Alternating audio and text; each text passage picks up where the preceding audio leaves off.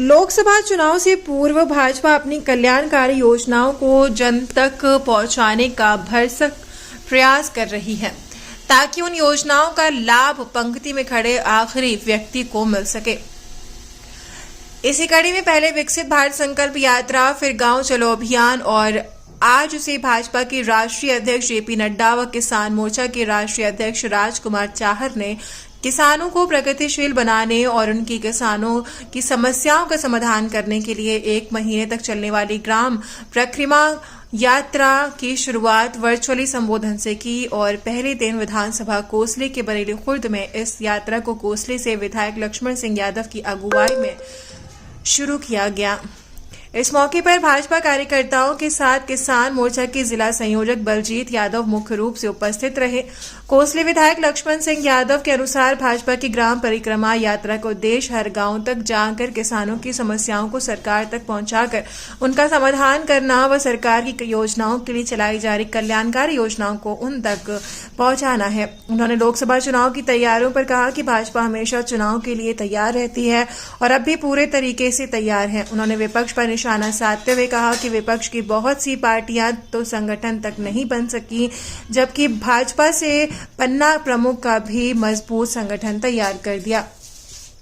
उन्होंने विधानसभा चुनाव के लिए खुद को एक बार फिर कोसली से तैयार कर लिया है और उनका कहना है कि भाजपा का कुनबा लगातार बढ़ रहा है और टिकट मांगना सभी का अधिकार है, लेकिन उसे तय करना शीर्ष नेतृत्व का काम है। उन्होंने कहा कि 16 फरवरी को देश के प्रधानमंत्री नरेंद्र मोदी माजरा में एम्स के शिलान्यास करने आ रहे हैं, जिसे लेकर लोगों में काफी उत्साह है। उन्होंने उन किसानों का भी धन्यवाद किया जिन्होंने अपनी जमीन एम्स के लिए सरकार को उपलब्ध करवाई।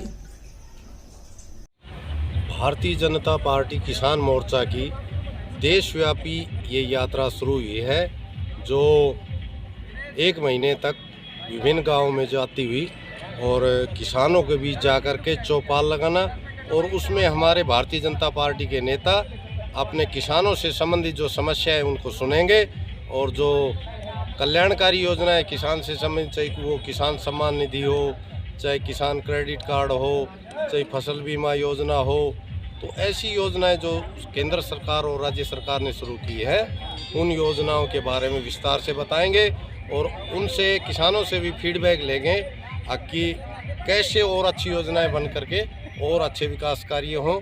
ये यात्रा पूरे ज़िले के अंदर 5 गांव एक दिन में कवर करेगी और बावल, रेवाड़ी और इन विधानसभाओं के 5 गांव होंगे और इन गाँव में हमारे नेता ही जाएंगे।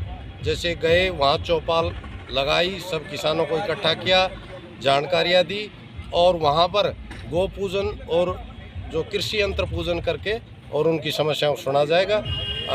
लगभग जैसे एक विधानसभा में 2 गांव के आसपास कवर होंगे, हमारे नेता 2 जाएंगे और उनकी समस्याओं नोट करेंगे और उनको आगे जो बजट में बनने वाली हैं, जो घोषणाएं आगे होंगी किसानों की, उनके फीडबैक लेकर केंद्र सरकार तक संगठन के माध्यम से पहुंचाने का काम। कोसली हल्के में सारे गाँव में ये यात्रा जाएगी। ये 30 दिन चलेगी, 30 5 150, 5 दिन एक कवर होंगे तो रेवाड़ी जिले के 150 के आसपास गांव कवर होंगे। तो कोसली विधानसभा के लगभग 50 गांव के आसपास हम मोटे मोटे जिनमें हैं उनमें कवर करते हुए इस यात्रा को शुभारंभ आज से कर लिया है। कल से, आज तो ये लाइव संबोधन करके शुभारंभ किया है, कल से ये यात्रा क्या है, जो लीडर है हमारे सीनियर लीडर वो गांव में जाएंगे और समस्याएं किसानों को सुनेंगे और कल्याणकारी योजना के बारे में। कहीं लगता है विधानसभा की तैयारियां चल रही है। हाँ जी, इससे पहले जो संकल्प यात्रा थी, विकसित भारत संकल्प यात्रा, वो प्रत्येक गांव कवर किया और गांव चलो अभियान के द्वारा प्रत्येक बूथ को हमारे कार्यकर्ता ने 1 दिन रह के कवर किया और ये किसान यात्रा है और इसके बाद इलेक्शनों की घोषणा हो जाएगी। तो ये रूटीन में जो भारतीय जनता पार्टी कार्यक्रम चलते रहते हैं उनके निमित्त ही है और इलेक्शनों की भी जोर शोर से तैयारी है। बलजीत जी, आपका भी नाम आ रहा है कोसली हल्के चुनाव लड़ने के लिए, क्या आपकी राय है? देखो, मेरे को तो पता नहीं नाम आ रहा है या नहीं आ रहा है, पार्टी जैसा आदेश करेगी।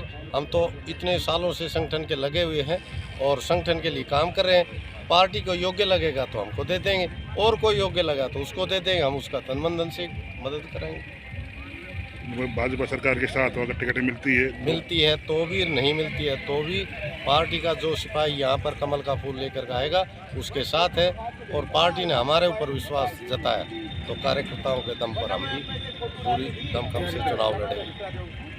आज किसान मोर्चा के द्वारा और एक किसान परिक्रमा यात्रा जो गांव-गांव जाएगी, जैसे विकसित भारत यात्रा चली थी, उसी तरह से किसानों से संबंधित समस्याएं वो यात्रा जाके पूछेगी और हमारी जो पार्टी की नीतियां और सरकारों से कितनी अच्छी हैं उनका भी बखान वहाँ पे करेगी। तो आज तो एक बार किसानों की समस्या को लेके गांव-गांव तक ये यात्रा हर गांव में पहुँचेगी। कितने गांव में जाएगी? सभी गांव में जाएगी, क्योंकि आपने देखा विकसित भारत यात्रा भी 6500 कुछ गांव में पूरे हरियाणा में गई थी। ये भी उसी तरह से पूरे हरियाणा के एक गांव में जाएगी। कोसली हल्के के एक गांव में ये पहुंचेगी, 138 गांव में। लोकसभा का चुनाव भी सर पर है, क्या पूरी तैयारी की गई है लोकसभा चुनाव? लोकसभा का तो हमारे कार्यकर्ता तो कभी आराम से बैठता ही नहीं, 24 घंटे चुनाव के मूड में रहता है और चुनाव के लिए तैयार है। दूसरी पार्टियां आज तक अपना संगठन नहीं बना पाई, प्रदेश का संगठन नहीं बना पाई, जिले का संगठन नहीं बना पाई, वहाँ आज हमारा पन्ने का संगठन बना हुआ है। तो आप सोच सकते हैं कि कितनी बड़ी तैयारी आज हमारे मुकाबले में किसी की और तैयारी नहीं है। हमारे तो Bharatiya Janata party micro management से चुनाव लड़ती है, वो हम पूरी तरह से तैयार हैं। आज लोग गांव-गांव जा रहे हैं। विधानसभा चुनाव को लेकर क्या कहेंगे? आपकी आगे क्या रणनीति है? काफ़ी लोग देख रहे हो, आप दौड़ में तो नए कैंडिडेट निकल कर आ रहे हैं चुनाव को लेकर, आपकी क्या रणनीति है?